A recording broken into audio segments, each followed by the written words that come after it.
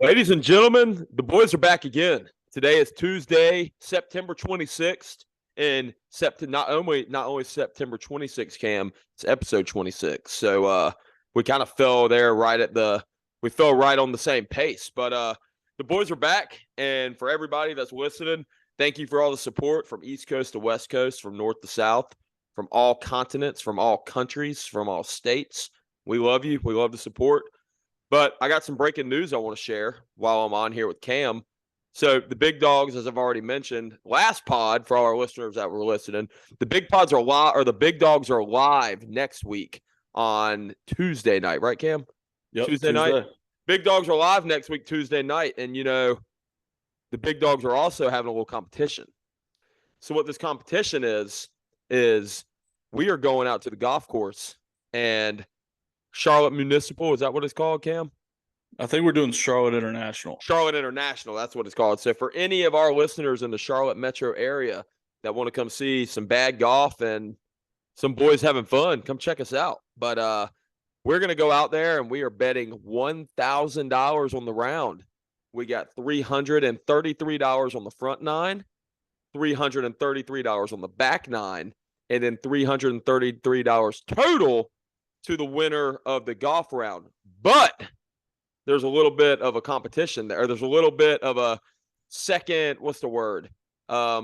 redemption for that. We're also after that going to Texas Roadhouse after. We're going to put a hurting on some rolls. So if I beat Cam in golf and Cam beats me in rolls, it's canceled. But if Cam beats me in golf and he beats me in rolls, I owe that man $2,000. So that's our bet for the week. Fat Katz lock or fade Wade. I bet on me. But Cam, how we doing, brother? Hey, we're good. I did not know that we were putting that much money on it, but I'm just man. Kidding. That much money might be like $5 or $10 for. I don't have $1,000 to bet, Cam. I apologize. You scared me there for a second, but yeah, man, excited to see you next week. I know we always get told that we do way better in person, so which obviously we get to be with each other, but. Like Ward said, man, Fat Katz Podcast, 26 on the 26th. It's pretty cool. I want to remind everybody before we get into it, find us on Spotify and YouTube, the Fat Katz Podcast. That's KATZ. Find us on Instagram and TikTok at Fat Katz Pod. We had one kind of semi-blow up, Ward. I'm doing a new kind of film breakdown on our socials, and I think we ended up getting like 10,000 views on one of the videos. So that was pretty boys sweet. Out. Well, for those 10,000 viewers, we would love the support. Come watch us. Come spend an hour of your day with us, and we love to hang out with you on your way to work, your way home from work, on your way to vacation, everything. So we're here for you. But yeah, man, extremely excited to get into it today. Some big news. Ward's bet hit. So fade Wade did not work this week. Chargers money line and Kirk Cousins over passing yards hit. So congrats to Ward. Everybody give a round of applause to Ward here. We lost money this week, unfortunately, on the fade Wade, but we are 2-1 on the season, so that's pretty good.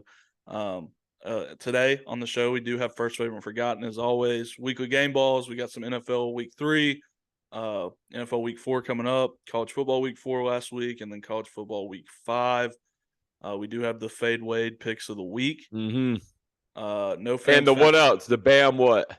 What do we know? Bam's Bad Beats, I think is what we're calling Bad mine. Beats. We got Pet Peeve of the Week, full plate, empty stomach. Unfortunately, I couldn't get to the fans' fat takes, man. Me and Ward have been extremely busy at work this week. Crazy busy. I know Justin commented something. Ben Brown mentioned something to me. I'll remember him. Yeah, we got a ton on Instagram, so I just had too much going on. So hey, love the support. Keep up the. We appreciate y'all. We really do. We've got other jobs besides this podcast, so it's hard to keep up with everything. But as we get into it, Ward, episode 26, First Favorite and Forgotten. I think everybody knows who you're going to go with here, but I'm going to let you have it, big dog. Hey, my first is Miami Hurricanes, Mr. Sean Taylor. Rest in peace, number 26. Yep. My first here is going to be Rod Woodson, Steelers legend. Had a stint with the Ravens there at the end of his career. Mm-hmm. Rod Woodson, number 26. I actually had two first. My other one, this one doesn't count. Actually, no, I'll wait a little bit. But yeah, my favorite is actually going to be the Washington Redskins, Adrian Peterson. Actually, Washington football team, Adrian Peterson as well for 4 weeks. But yeah, Adrian Peterson's gonna be my favorite. Love it. I know you didn't really get to watch him, but Quentin Portis was up here on my list as well. Yeah, never but watched him. I know he's a great, but never watched him. But I'm going to go with my Steelers number 26, the second Steelers 26 on my list, and that's Le'Veon Bell. The dude was incredible for about 4 or 5 years for the Steelers, and wish we could have seen him play the rest of his career in Pittsburgh. It didn't work out like that, but I'll always have a soft spot in my heart for Le'Veon Bell. Funny story. He was actually him and Sean Taylor both came directly to mind when I thought of 26. But I didn't want to say it because I knew you were about to drop your favorites. I didn't want to say anything. Had to keep the listeners on their toes. But my forgotten this week, and anybody knows this is surprising to me because this is a white guy in the NBA, and this guy can shoot. Cam, I don't even know if he still plays anymore. His name's Kyle Korver. He used to be on the Hawks back in the day. Was it the Hawks? He was on for a while. He was on the Hawks. Cavs. He was on the Wizards, the Cavs. He's been everywhere. But Mr. Kyle Korver, he was the corner specialist, just like Ray Allen. But he is my forgotten. Yeah, man. People forget Kyle Korver was an all-star once upon a time. He was. Him, Paul Millsap, Al Horford, and Jeff Teague, 4 players on one Hawks team, all made the all-star game that season. My forgotten here is going to be Deuce McAllister. He played running back for the Saints in his prime. Not many people know him. I did get one person long ago when we did our running backs draft award that said that it was a travesty that Deuce McAllister didn't make our list. I thought that was funny. But yeah, man, Deuce McAllister was awesome for a few years, and just another one of those running backs in the early to mid 2000s that just get overlooked because there was so much talent in that day. But yeah, that's our first favorite forgotten. If you guys have anybody different, which I know everybody will, let us know. Drop it in the comments. But yeah, as we move on, Ward, near and dear to our heart, man, we got some weekly game balls, and I want to let you have the first one because both of us could have thrown this on our list for sure. Yep. The boys are back. The boys are ranked for the first time. I believe it's since like 2008, I want to say. Can't remember the exact date I saw it, but Western Carolina football ranked 21st in the FCS, but we're ranked. We are on the come up, and we'll actually be up there in a month from today, right, Cam? Month from today we'll be up there, or a month from tomorrow, or something like that. We'll be up there in Coe watching the boys, but congratulations. I didn't play with anybody there. I'm not sure. Actually, I know a couple of the guys still there, but congratulations to all the boys, and keep on climbing that ladder. Yeah, we love it, man. We did not get to experience a great football team while we were there, so I'm happy for everybody that's there that actually gets to go to the games and enjoy it. This is their second game ball from us, right? When they beat the number 7 team in the nation, they got one, and now they just got another one. We need to make little Fat Katz game balls and start giving. Or actually, we can't give them to these guys. Maybe Western Carolina, but the other people on our list, no shot we could give them to them. But yeah, my game ball, my first one is going to Maxwell Harrison, University of Kentucky cornerback. Ward on Saturday against Vanderbilt, he became the first player in UK history with 2 pick sixes in a game. That's awesome. He tied the SEC record for most pick sixes in a game. He's the first guy to do it in the SEC since 2005. So huge ups to Maxwell Harrison, the true sophomore cornerback for the Kentucky Wildcats. Mr. Maxwell, congratulations, Fat Katz admin. But I'm actually, my second game ball is going to go to Mr. Ryan Day this week, and the reason why, this man marched into South Bend. One, he killed my bet of the week, but he marches into South Bend and he beats Notre Dame on the road when they're a favorite. They're a betting, or they're a statistical favorite, but not a fan favorite, if that makes sense. I don't know how that is. They were like a -2.5 favorite on the books, but the public had them losing that game.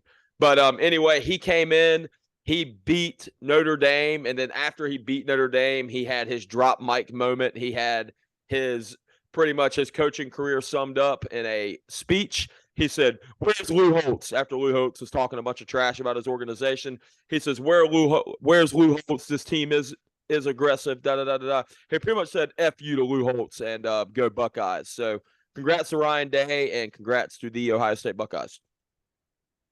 Yeah, man. I would probably go out to venture to say that Lou Holtz has probably forgotten more about football than Ryan Day knows. Yeah, that's just me. But my second game ball is going to go to Matt Canada, a guy that knows less about football than all of them.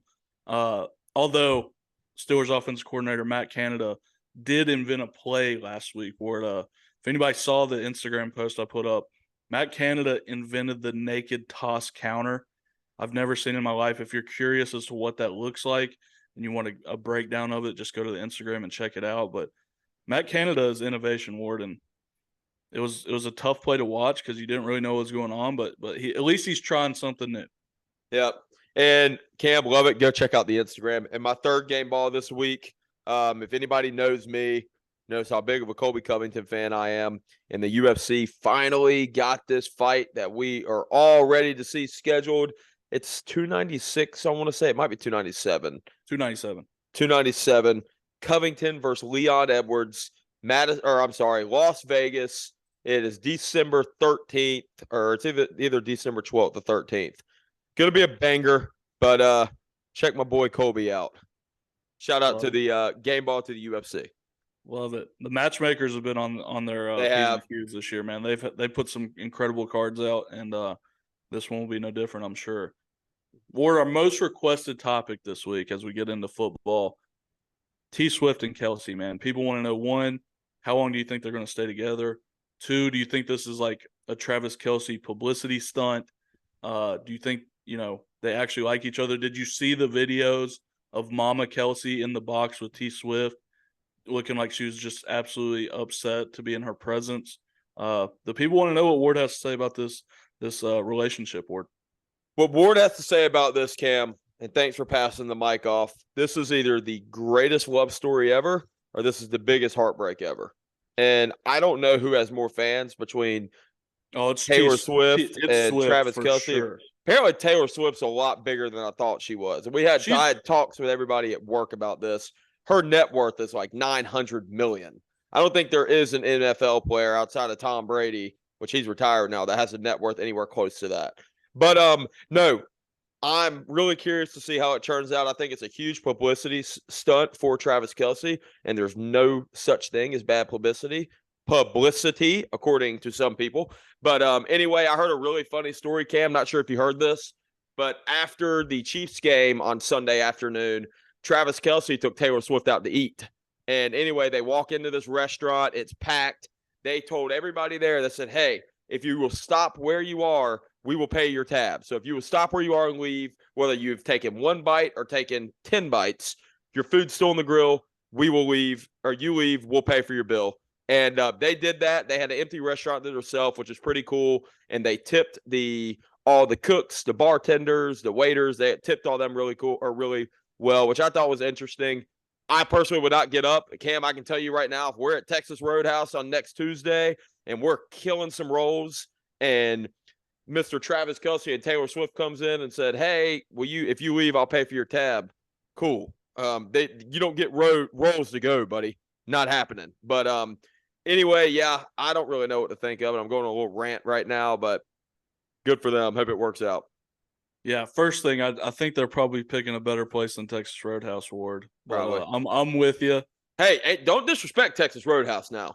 No, out of anywhere, we'll have a talk about this next time. This will be a tier talk for us. There's nothing better. There's no appetizer better that the restaurant gives you for free anywhere in the United States than Texas Roadhouse. Honey, cinnamon butter, and rolls. I agree. I think Texas Roadhouse is top tier. I just can't picture T Swift and Kelsey rolling into a Texas Roadhouse. It may be a Travis Kelsey thing, but Taylor Swift's probably too cool for that. Yeah. Like you said, though, Ward, Taylor Swift is like worldwide international superstar. Travis Kelsey's very well known. Don't get me wrong, but is she bigger than Morgan Wallen? I know Morgan Wallen's big. For sure. Really? She I would go as far to say that she is like one of the top 10 biggest. Is she bigger than Drake? She's as big as Drake, I would have to say. I didn't know she was that big. I mean, I think it's a publicity stunt, Ward, because you think Kelsey knows what he's doing. First of all, he aired out the dirty laundry on his own podcast, saying like, yo, I've always wanted to go out with Taylor Swift. Gave her this friendship bracelet. She never hit me up. And then next thing we know, they're dating. So that I don't know if you've seen the jersey sales, Ward, but Travis Kelce jerseys are flying off the shelves. He gets 10% of that. Well, Cam, you ready to hear me say this, buddy? So, they have a podcast. They have a rival podcast of ours. So we'll pretend I'm Jason and you're Travis, okay? We're co-hosts just like them. Jason's taken. Ward's taken. Travis is a single man. Cam's a single man. Yeah. Go out and find you a Taylor Swift, then our podcast numbers will go through the roof. I'd like to, man. I'm trying my best. I'm not, turning them down. I promise you that. But no, I think it's one big publicity stunt. I can't see this. I mean, I hope it does for them, for their sake. I always root for love, Ward. You know me. I'm a sucker for love, but I just can't see it in this one. I do want you guys to sound off in the comments because I got like 20 text messages. Mom comes home from work today and says, my whole team wants to know what you and Ward have to say about T Swift and Travis Kelce. So you guys let us know. Text us, drop it in the comments, go on the Instagram, whatever, because this is the biggest story in sports right now, Ward. Greatest love story or biggest breakup, Cam? I know Taylor Swift makes songs about her boyfriend, so this will be interesting. We'll know what Travis Kelce's all about. I wish the Amazon documentary crew was around for this one.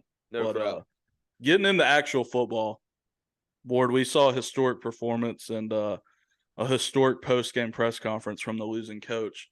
Dolphins absolutely dog walked the Broncos 70-20 at home in Hard Rock. This is a game where we saw Tua throw for 309 yards, 4 touchdowns. Devon A-Chain, 233 all-purpose yards, 4 touchdowns. Raheem Mostert, 142 all-purpose, 4 touchdowns. And Tyreek Hill, 9 catches, 157 yards, and a touchdown. These guys looked unstoppable. You even had Mike White come in and throw a bomb to Robbie Anderson, who is now known as Robbie Chosen. But this was an all systems failure on the Broncos' part, and the Dolphins are scary, man. I knew they were good, but this team is scary. Yeah, I think it's hard to bet against this team right now. Dolphins look good, man. Offense looks incredible. Defense looks good. My boy Bradley Chubb, NC State alum, looks great back there at the defensive end. Even without Jalen Waddle, I'm sorry, not Jalen Waddle, even without Jalen Ramsey, I mean, their defense looks stout. I'm really curious to see. They play some real competition this week. They play the Buffalo Bills this week. I think this is no doubt the game of the week in football right now. But gonna be a great game. And I think this makes the Broncos look even worse. As you know, my Commanders went to Denver last week, and we had a 21-point comeback on the Broncos. The Dolphins just hung 70 on them. We play the Dolphins in December 12th. So really curious how this one goes, Cam. But yeah, good for the Dolphins. Yeah. I had feet in venue. I had a buddy there in Rick Ross's suite, funny enough. Nice. But he said that he was in there, and obviously he's a Broncos fan. He was there with a few other Broncos fans, and then they, kind of got to meet another group of Broncos fans that they didn't know prior. He said that he stopped watching the game about halftime, which I don't blame him. But he said he looked up from kind of conversing with people, and there was a Broncos fan out there in the stadium yelling at all the fans, and mid-yell, mid-argument, takes off his Russell Wilson jersey and has a Jokic jersey on underneath it and starts yelling to all the Miami fans, "What happened in basketball, though? What happened in basketball?" Oh, no. So the game ball to that guy. That's awesome. Yeah. The age-old trick, if you're getting beat in one sport, just change it to another sport. But I thought that was in basketball. That is hilarious, dude. But yeah, I thought that was awesome. We did get an electric Sean Payton interview after the game. If you guys haven't seen that, just type it into YouTube. He was not happy, and he shouldn't be, but he set himself up. Before the season, he was taking shots at Nathaniel Hackett, and here you are losing 70-20. You open yourself up for that for sure. Hey, talent reflects on leadership, my friend. Yep, I agree. One of the better games of Sunday, we saw the Chargers win 28-24 over the Vikings. If you asked me before the game, Ward, it was kind of like just the two same teams were playing each other. These teams are very similar in how they're built and how they performed this year. This was a game where you saw Justin Herbert go off for 405 yards and 3 touchdowns. Keenan Allen established himself as one of the greats once again. Yeah. 18 receptions, 215 yards, and then Mike Williams, obviously with 7 catches, 121 yards and a touchdown. Although he did go down in the game and has been confirmed he has a season-ending ACL tear.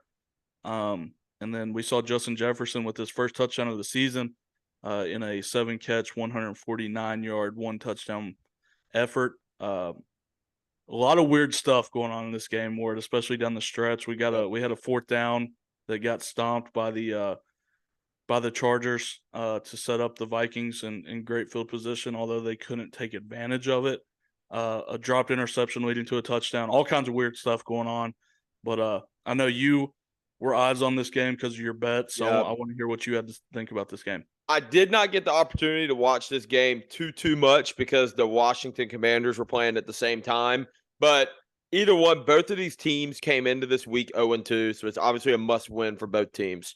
Crazy to me to think that Minnesota, after being an 11-win team, 12-win team last year, to think they are starting out 0-3. I do think they will bounce back. But, I mean, Kirk looked great, dude. Kirk Cousins looked good. I don't know if it's the defense or what. The Chargers are good too. I think, like you said, Cam, these are both the same teams. And the Chargers are the best 1-2 team or 1-2 record team in football right now by far. And the Vikings obviously are the best 0-3 team. But really curious to see what plays out, man. I hate it for Mike Williams. He was my wide receiver 1 in fantasy. My whole fantasy team is hurt now, by the way. Cam, we'll talk about that offline. But yeah, man, good for Justin Herbert, and I'm really excited to see what happens within that division. Yeah, I'm not saying it, so don't shoot the messenger, but there are people in this world that are saying instead of the Minnesota Vikings, this team should be named the Minnesota Fantasy Footballers. Not me saying that, but we also saw the Texans kind of shock the Jags in a 37-17 win. I had the Jags in my Survivor League, so obviously I'm out of that. I did not foresee this happening. I knew the Texans had the talent, but such a young team to take down the Jags, who me and you were both super high on before the season, in a 20-point victory, just caught me off guard. Yeah.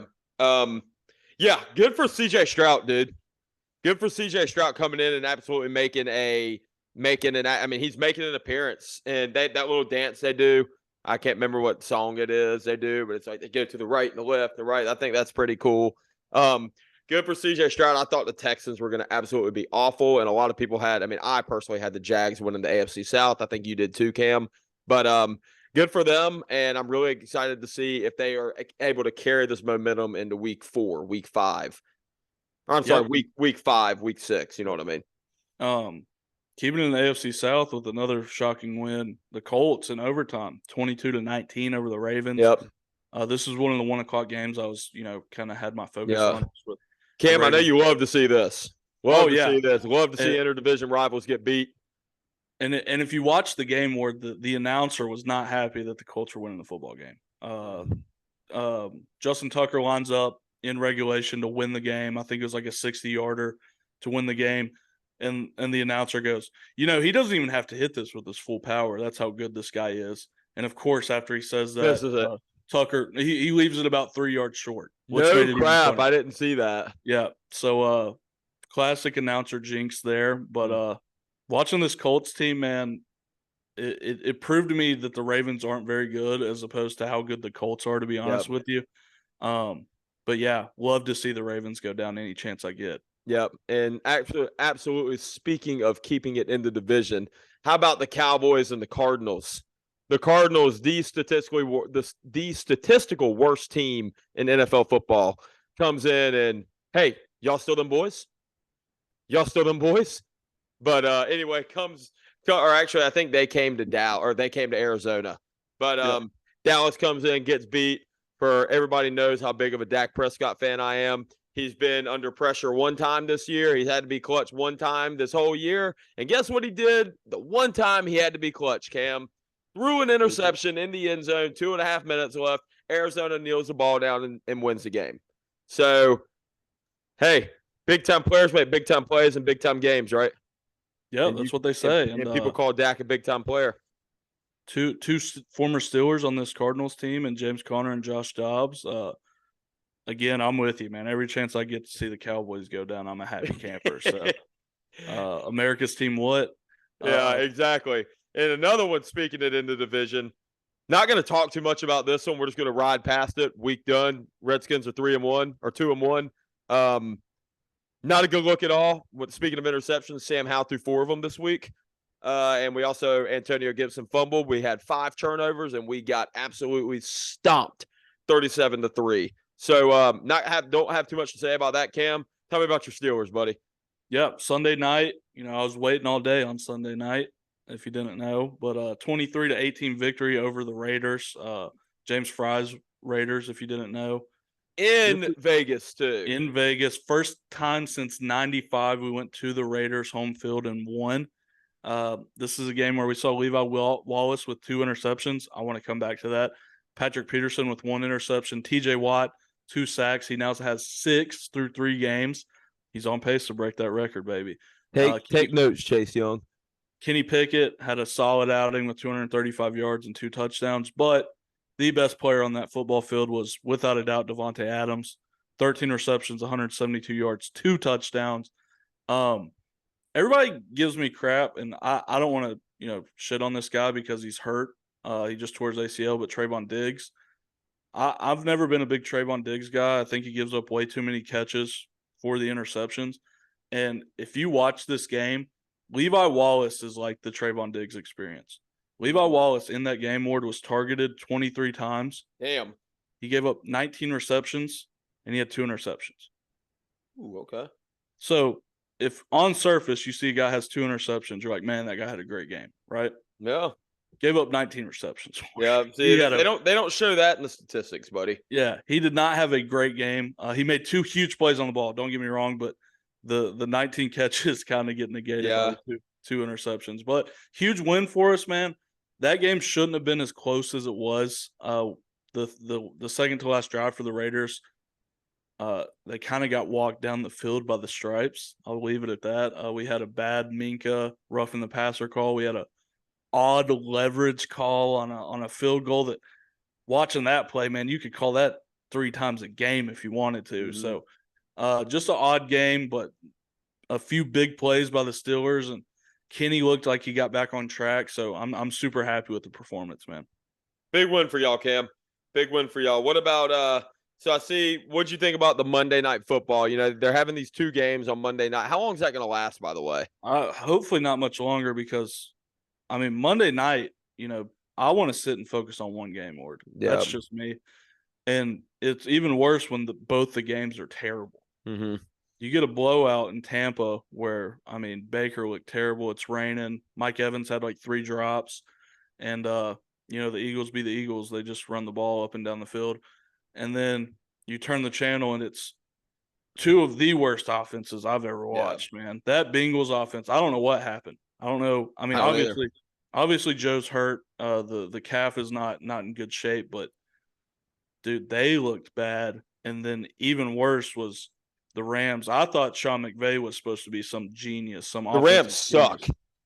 They looked terrible. And I don't know, man. That was 2 bad football games, and the only thing worse than one bad football game is 2 bad football games. Hey, I bet the owner misses them picks now. What you think? Yeah, man. They did win a Super Bowl. I'll give it to them, but they suck, dude. That's awful. A question probably for another day, but is it worth it? You get a Super Bowl, but we're going to be probably 6-7 years removed, and they're going to be bad for a long time. Yeah, it'd be worth it for me. I can tell you that. For a team that has sucked ever since I've been alive, being a fan of, even if we're going to continue to suck, but boy, if we won a Super Bowl this year, it'd make it a lot easier for us to suck next year. Understandable. Last piece of news regarding last week is this is the last week we're not going to watch Alvin Kamara play football. He's officially back this week. Extremely excited as an Alvin Kamara owner in fantasy. Yep. And hey, there is one more thing. What's his name is hurt. Quarterback from the Saints is hurt. Derek Carr. Oh yeah, Derek Carr. I'm not sure how bad. I think it's just week to week, but he messed his shoulder up again. He's messed his shoulder up in the past. So. Yep. And I'll be honest, man. You throw Jabbo in there, I think you'll be all right. About the same product. So hopefully he gets better. I saw a report it's probably going to be 2, 3, 4 weeks, something like that. So college football last week was awesome. This was a great weekend of football. Hell of a weekend of football, dude. Yesterday removed, this was one of the best weekends of football I can remember. We had a absolute barn burner. Florida State pulls out the victory, 31-24 over Clemson. That was a fun game, man. There's a lot of NFL guys on that Florida State roster, and Clemson came to play, man. So I think they led the game until Florida State scored that final touchdown. Some really odd play calling at the end of the game for Clemson. You guys saw Klubnik pulled that 3rd and 1 or 4th and 1 and threw a bubble screen outside. I don't know what he's thinking, but RPO when you have a 5-star number 1 player or former number 1 player in the nation running back in your backfield. Yeah, but interesting to me. I know you're the ACC guy here. I think NC State wasn't playing at that time, so I'm sure you had eyes on this game the whole time. So what were your takeaways from that game? I'm really extremely proud of Clemson. I think Clemson played so much better. This game is so much closer than the game or than the score showed. I think Clemson should have won that game, personally. Having the ball with 2.5 minutes, missing a field goal. I don't know. I personally do think Clemson should have won. Clemson did come out to play. Those players were playing emotional. Florida State's good. Clemson's good for a team that was not ranked, apparently. Clemson, there's not 25 teams in college football that's better than Clemson. I can guarantee you that. You think this Colorado team is better than Clemson? Absolutely not. But no, big win for Florida State. I think Florida State right there just secured their spot in the ACC championship if they can coast from here. That was their biggest game of the year. Good for them. I mean, I don't know. I'm curious to see how Clemson bounces back. Yeah. Awful play calling though. 4th and 1 RPO on a 4th and 1. Awful. Yeah, that was an odd play call for sure. Probably the biggest game of the weekend, and you talked about it with Ryan Day, was Ohio State going into South Bend and pulling out a 3-point victory over Notre Dame, 17-14. Shout out to all the Notre Dame backers who got them at 3.5 as opposed to 2.5. The biggest story here, though, Ward, is that goal line, the goal line stand, 2 plays in a row. Notre Dame only has 10 guys on the field. It ends up costing them as they lose the football game. And man, just a odd way to lose a football game with 2 plays in a row on the goal line where you only have 10 guys. Yeah, no doubt. Really curious to see now Notre Dame bouncing off this loss. You know, they are coming to Durham this weekend, which is 10 miles down the road. Really curious to see how they play Duke, because this Duke team that they're coming into, it's Duke, but this is not a bad football team. This Duke team is a good football team. They beat Clemson by 20 points, you know? So I'm really curious to see what happens then. But no, man, good for Ohio State. You know, I did personally want Notre Dame to win because Notre Dame does have more ties to the ACC than Ohio State does. I'm not one of those people that hate Ohio State and hate Michigan. I don't really have, you know, I wanted to see a good football game, and by God, I saw a good football game. So, I don't know, man. I'm really curious to see how Notre Dame bounces back. You know, Notre Dame's not out of it. They beat Duke this weekend. They're right back into it. But Ohio State just solidified themselves as one of the best teams in college football. Yeah, man. And they probably have the best player in college football, Marvin Harrison Jr. And what an asset. But the thing is, that other their wide receiver 2 has led the team throughout the past 3. He led it against Notre Dame and through the first 3 weeks in targets, catches, and yards. Yeah. So and when you get every number 1 receiver every recruiting cycle, it gets pretty easy to replace these guys. Oh, no doubt. Trust me. But yeah, man, that was an awesome game. I do want to say big thumbs down to the all green uniforms that Notre Dame wore. Those were cool. Just keep it old school, man. You got some of the best uniforms in the game, and you just mess them up with the green ones. But I digress. Odd statement from their coach after the game, Marcus Freeman. He said that they couldn't afford a penalty there. Dude, you're on the 1-yard line. What's moving it to the half-yard line going to do to have 11 guys on the football field? No shit. But yeah, man, it was just an odd way to lose the game.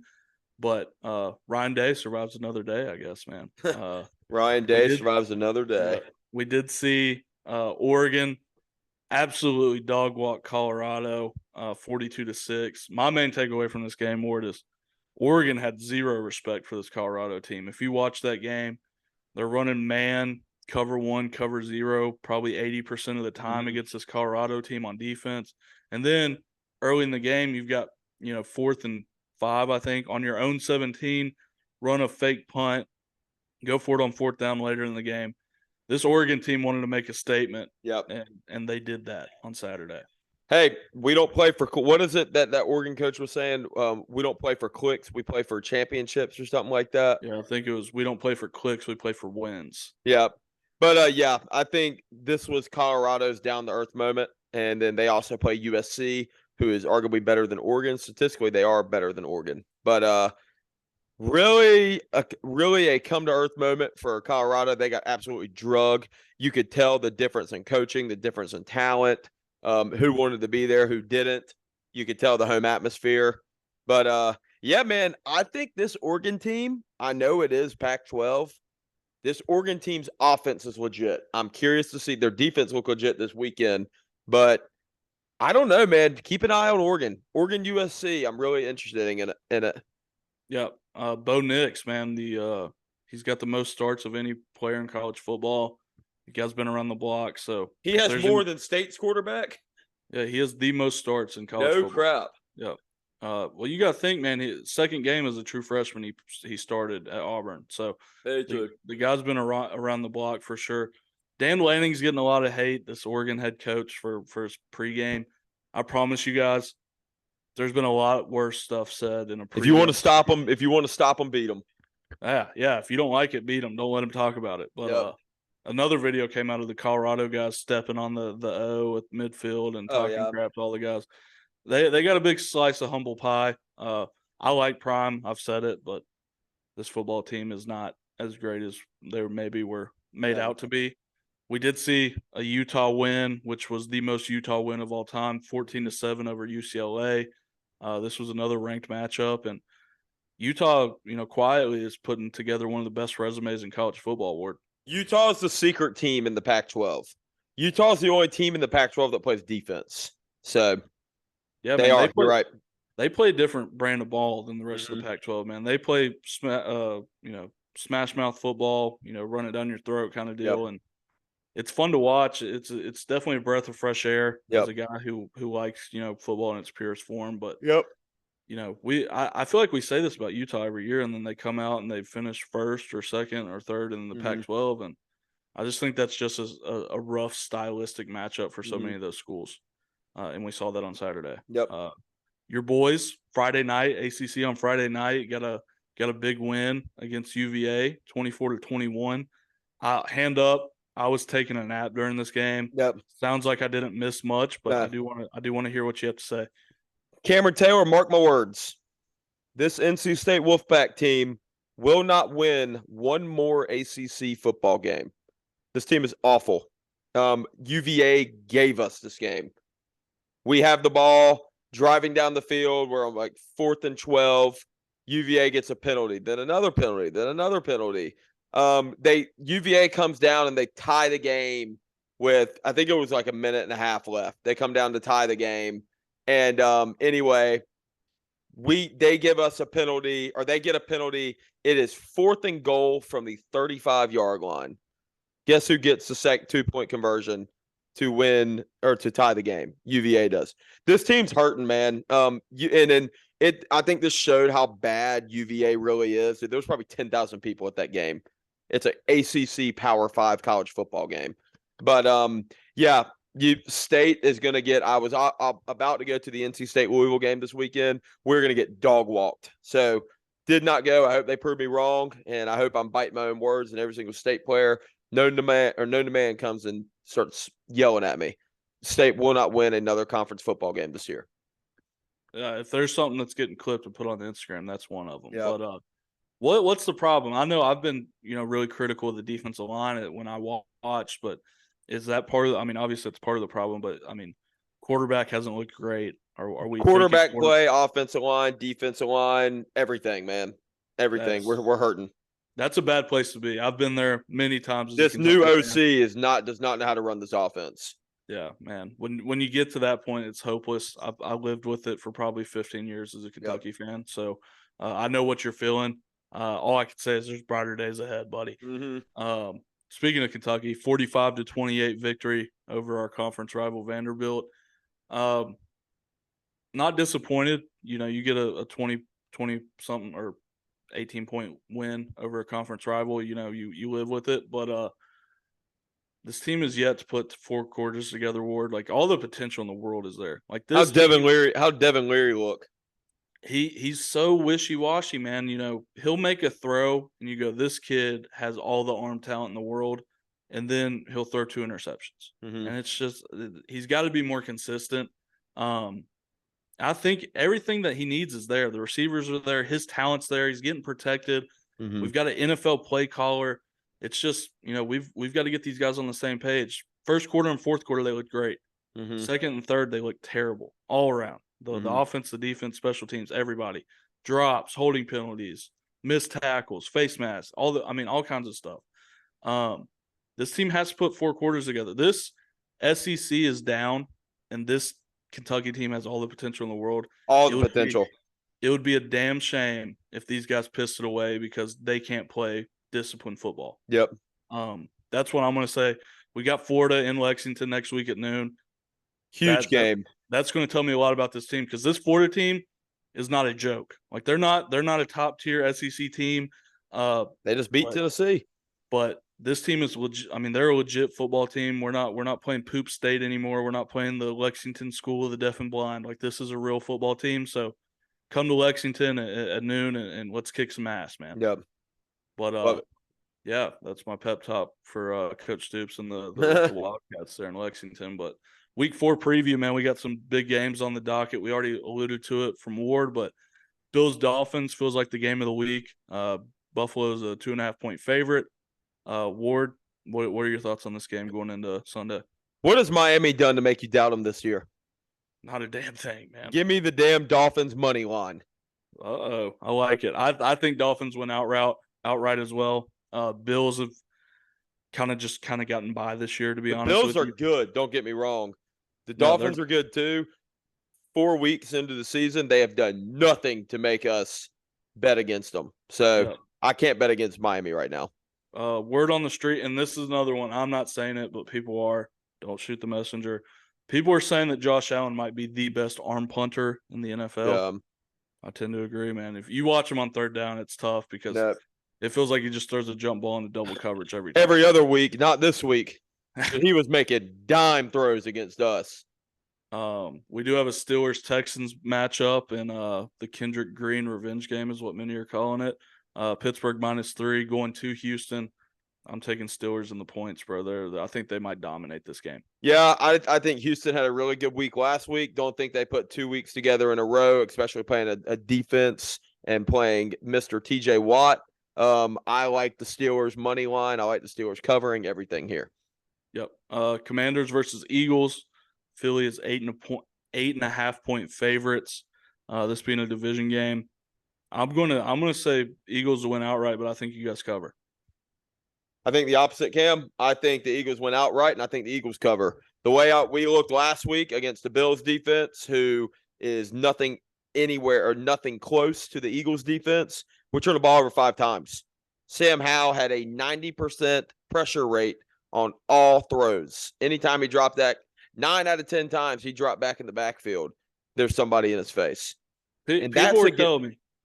People were asking me, Ward, you were big on the QBR for a long time with Sam Howell. Do we have an update? It dropped big time, buddy. He's back. He's at Dak Prescott QBR numbers now. He is back down below. But anyway, yeah. I like the Eagles covering and kicking our asses everywhere. So, and I'm hope Fabe Wade comes in, but you better take Philly here. Yeah. Bucks and Saints. We got New Orleans as 3-point favorites. I like the Bucks here, man. I think the Bucks offense is really good. I think Baker Mayfield has kind of revitalized his career.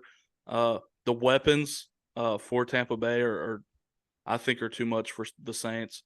Jabbo coming in for his first week as a starter. But you got Alvin Kamara coming out off the bench as well, man. So this is going to be an interesting matchup to me. I've got Bucks. I like the offense better. Saints defense is definitely taking a step back, and I don't know what that offense looks like with Jabbo, so I'm going to go Bucks money line. I'm right with you, man. I like the Bucks here too. I think the Bucks, the Saints with Derek Carr getting hurt, or what's his name coming in, You keep calling him Jabbo, damn Jameis crab Winston. legs. With crab legs coming in, I really do. I like Tampa Bay. I think their offense is very good. You know, obviously the Saints have Marshawn Lattimore, but who's going to guard Chris Godwin? You know, so I like the Bucks here, man. Ravens Browns, Cleveland 2.5-point favorites here. I'm gonna go with the Browns winning and covering. I think I'm not gonna say that it was a blessing because it's not, but I think it's been a good thing for Kevin Stefanski to not have the pressure of having to get Nick Chubb the ball so much.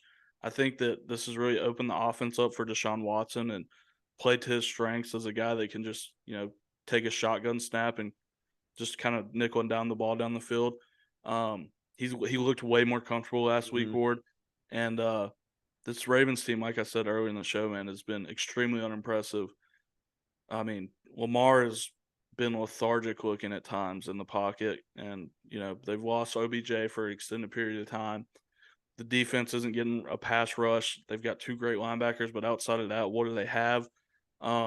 I'm wanting Browns to cover here for sure. Dude, I'm hammering the Browns money line here. Whichever one pays more, Browns pet money line or Browns covering the spread.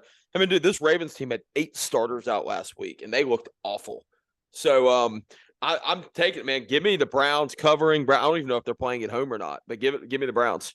Yep. And to end it off here, we got Lions Packers with Detroit being 1.5-point favorites. I like the Lions here, man. They've been a horse for me this year, betting wise. Jared Goff has looked really good this season, and on the contrary, like Jordan Love is scraped by, but for long periods of time, he's not looked good in a lot of these games so far. And although like Romeo Doubs is a good ball player, and Christian Watson when he's healthy is a good ball player, I don't think that they're enough to take him to the next level. Aaron Jones has been banged up the past couple weeks, so A.J. Dillon's taking the lion's share of the snaps for the Packers at running back. I just don't see a world where this Lions team doesn't win the football game. You know what, Cam? Give me the opposite. Give me the Packers. And the reason I take this, Packers are playing at home. Jordan Love has got it done. He's 2-1 as a starter. And you see some of the throws he's making. He looks great. And if they were playing in Detroit, I'm taking the Lions. But the Lions are coming to Green Bay in front of a hostile crowd, Thursday night football, short week. Give me the Packers, man. I like it, man. I like when we disagree. It adds some fuel to the fire. Yeah. College football week 5 preview. You alluded to it. Notre Dame goes to Duke. They're 5.5-point favorites. College game day will be at Duke, if I'm not mistaken. Call me crazy, man. I'm taking Duke money line here. I think Duke wins outright. Like I said, man, they've got a pro at quarterback. This coach has done a terrific job at Duke. I'm going Duke money line here. If Duke wins this game, they will make the college football playoff. Whoa. Duke wins this game, they will make the playoff. They play nobody else except Chapel Hill. You beat Clemson and Notre Dame, and you can't beat Chapel Hill. They play State, too, but State sucks. Cam, I'm going to disagree with you here as well. I have Notre Dame. I don't have them covering, but I have them winning outright. I just do not see how this team and an experienced quarterback like Sam Hartman loses 2 games in a row, both being on the road in Duke. Duke's fans will not, I guarantee you there will probably be more Notre Dame fans than Duke fans there. There's not many Duke football fans. Everybody's Duke basketball fans. And also Notre Dame is the second biggest fan base in college football. I'm really curious to see how this game plays out. This is the one that I'm really going to watch this week. Really curious to see how everything plays out. But yeah, man, give me Notre Dame. Okay, cool. I like it. I mean, that's a tough one for me to pick, Duke money line. I just think you get it at home. I don't like the 5.5-point spread, dude. I thought it was going to be like a Notre Dame would be like a 2.5 favorite. I do not like that 5.5. It scares me a little bit. It's a stinky line, man. It really is. And you get game day. It's going to be a night game. And I mean, this coach, like people are forgetting, bro. This coach is like 11-3 at Duke, man. Like this is incredible what he's doing. But moving on, Utah, Oregon State at Oregon State. They're 3-point favorites over Utah. Give me the Utes, man. I said it earlier. This team's a stylistic matchup nightmare for every single team in the Pac-12. They're going to slow the game down. They're going to make it a possession game. They're going to make DJU be perfect in this game, Mhm. and he will not be. Give me the Utes to win outright. You know, is Utah quarterback playing or not?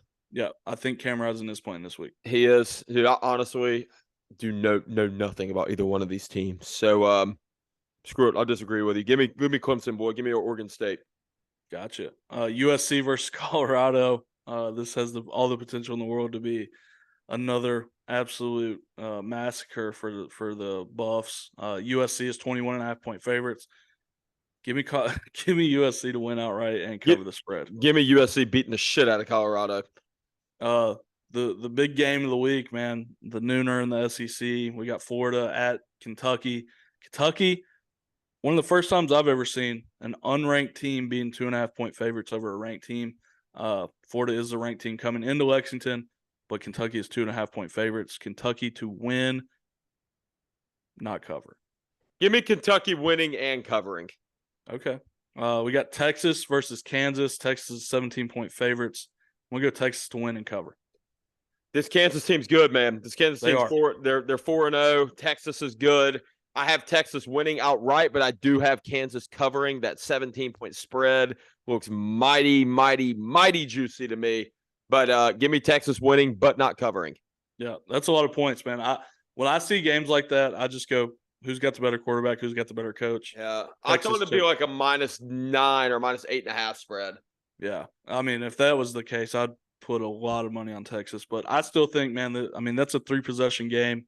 I think Texas is 3 possessions better than Kansas, personally. Yep. LSU and Ole Miss. We got LSU -3. I swung and missed on LSU last week. Lane Kiffin still winless against Nick Saban. I got LSU to win and cover here, Ward. I think Jaden Daniels is too much for this Ole Miss defense, who got shredded by Jalen Milroe, and will get shredded even worse by Jaden Daniels. Yep. I think Jackson Dart is coming into this game, and that eye black is not going to get it done, my friend. Give me LSU winning and covering. I like it. So Ward's picks here are going to be called the Fade Wade picks of the week. My picks here are going to be Bam's bad beats. So starting off with the first Bam's bad beat, I've got Eastern Michigan getting 7.5 points versus Central Michigan. This is a rivalry game. I've got the E-Tough shirt on right now. 87 California Bowl winners. They need that energy coming into Saturday. I've got 7.5 points plus with Eastern Michigan here. I tell you what, you have more than me, so you run through yours and I'll run through mine. Okay, cool. Like I said earlier, I got Kentucky money line versus Florida. Last time I checked, it was -126, so you're not getting plus money on it. But 2.5 points is too much for my liking on that game. I got Lions -1.5 versus the Packers. Dolphins money line versus the Bills. They're dogs, so take the money line, get the juice. If you think I think that offense is unstoppable right now. And lastly, Steelers -3 versus Houston. I like a lot. I think we go into Houston, cause a lot of havoc for a rookie quarterback, and get the job done. Yep. I like it, Cam. I like it. My 3 this week, I touched on this earlier. Louisville -3 at NC State. I think Louisville covers and beats the hell out of us on Friday night. Hope it's wrong, but I'm very, very negative on my teams. Cam, whatever this earlier, not going to go in too heavy detail. Give me the Packers money line against the Dolphins. And that is a Thursday night game. I'm not tripping, right? Versus the Lions. That's what I said. Packers money line versus Lions, right? What'd I say? You said Dolphins. Oh, I'm sorry. God, yeah. Packers money line versus Lions. I'm sorry, but that is a Thursday night game, correct? I think. I could be wrong. Well, say your next one and I'll check it out. Okay, I believe it is a Thursday night game, but yeah, give me Packers money line. My third one, this is what's going to be really interesting. So if anyone knows anything about ACC football and this Virginia Tech team, they suck.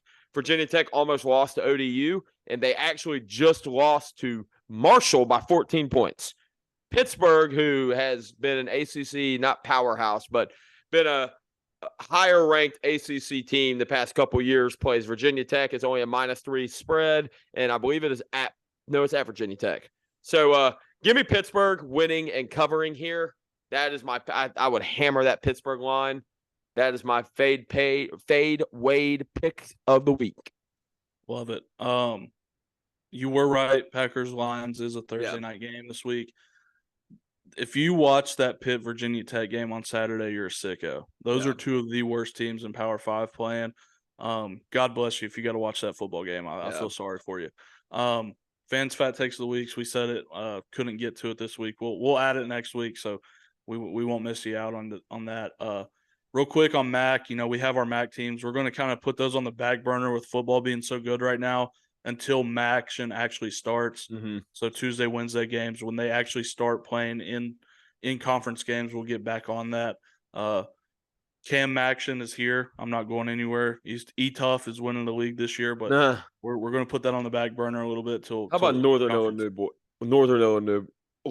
Illinois boys do this week? I cannot say the word Illinois. I didn't get a chance to look at them. I know Eastern Michigan went down 21-rip this week, but like I said, man, all that matters is Maction. That's all we care about. So, pet peeves of the week. I'll start us off here. My pet peeve of the week are people that don't pick up after themselves in the gym. I can't tell you how many times I walk into my local Anytime Fitness and there's water bottles and towels on the floor, and it drives me nuts. Ward, I actually clean it up for people, which I probably shouldn't, but clean up after yourself, man. We're adults. Like, just pick your shit up. Like, it's not that big of a deal. You spend a lot of time at the gym, take care of your gym. But, my pet peeve of the week, and this one really hit home this morning, is cream cheese and bagels, Cam.